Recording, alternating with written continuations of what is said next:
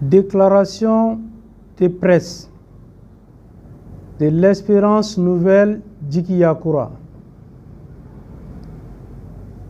relative aux 3 ans de transition entre immobilisme et recul.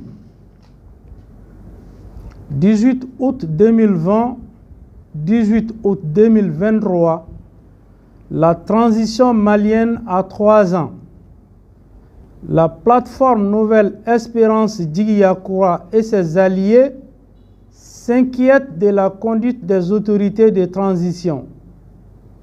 En effet, après 3 ans d'exercice, notre pays se trouve à la croisée des chemins au plan sécuritaire, social, économique et financier, de la gouvernance et de la citoyenneté diplomatique.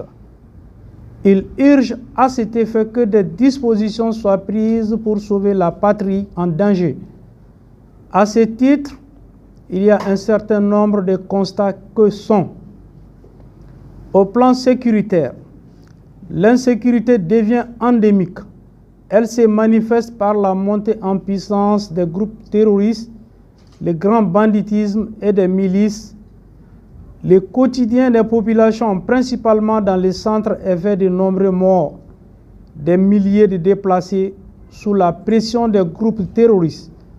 À titre d'exemple, selon les rapports de l'ONU entre le 1er juillet 2022 et le 22 mai 2023, 1002 civils ont été tués et 445 autres blessés en raison de conflits armés. À cela, il faut ajouter la mort de nombreux militaires auxquels nous rendons hommage et prions pour le repos de leur âme et souhaitons prompt rétablissement aux blessés. L'insécurité a fait déserter l'administration sur les 2/3 du territoire national, privant ainsi les populations rurales des services sociaux de base. L'enlisement de l'accord de paix signé avec les groupes armés fait craindre une reprise des hostilités. Au plan socio-économique, le climat social est marqué par des grèves à répétition. Santé, éducation, affaires étrangères, transport. La situation économique est délétère et devient de plus en plus intenable pour la population. La dette intérieure très élevée plombe l'activité économique. Les prix des denrées de première nécessité sont hors de portée du Malien moyen. À ce jour, par exemple, le kilogramme de sucre est cédé à 750 francs CFA contre 400 francs il y a 3 ans. Le litre d'huile est cédé à 1000 francs CFA contre 500 francs il y a 3 ans. Le kilo du riz est cédé à 500 francs contre 350 francs il y a 3 ans. Le kilo du mil est cédé à 450 francs contre 250 francs il y a 3 ans. Le litre d'essence est cédé à 800 francs contre 600 francs CFA il y a 3 ans, etc., etc. S'y ajoute la flambée du prix des ciments et des matériaux de construction, l'énergie devient un luxe et plombe les activités des PME et PMI. Depuis 2020, l'approvisionnement en intrants agricoles devient problématique avec son corollaire de risque de famine. Malgré les prévisions budgétaires, l'entretien routier peine à être assuré. Bamako croule sous le poids des ordures. Aussi, au plan politique et diplomatique, après le coup d'État, une charte a été adoptée avec l'accompagnement de nos partenaires, notamment la CEDEAO. Initialement prévue pour 18 mois, la transition s'est ensuite donné une durée de 24 mois à la faveur des prétendues assises nationales de la refondation suite au second coup d'État.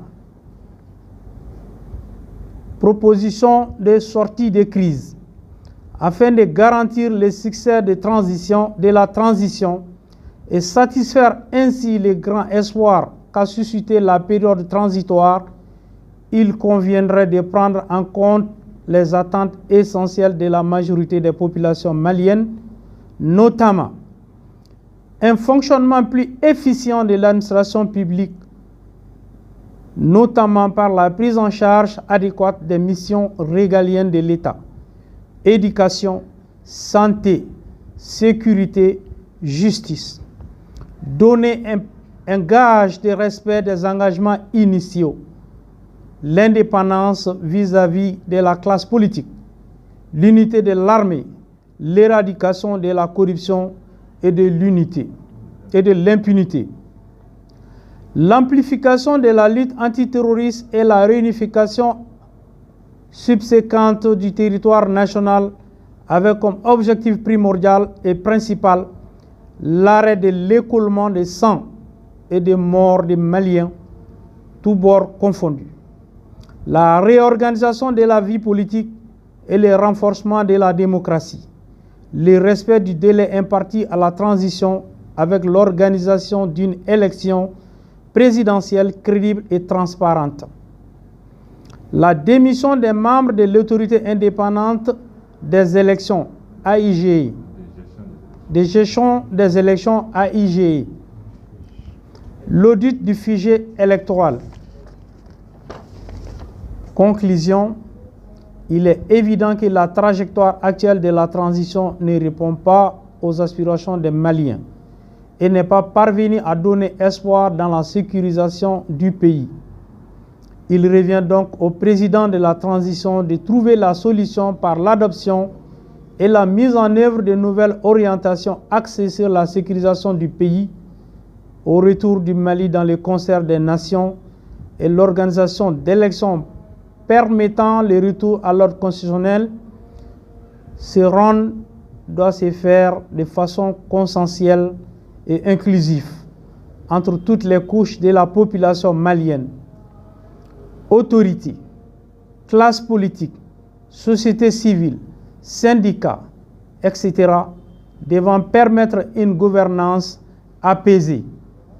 Bamako, le 23 août 2023. Djigiyakoura, la conférence des présidents.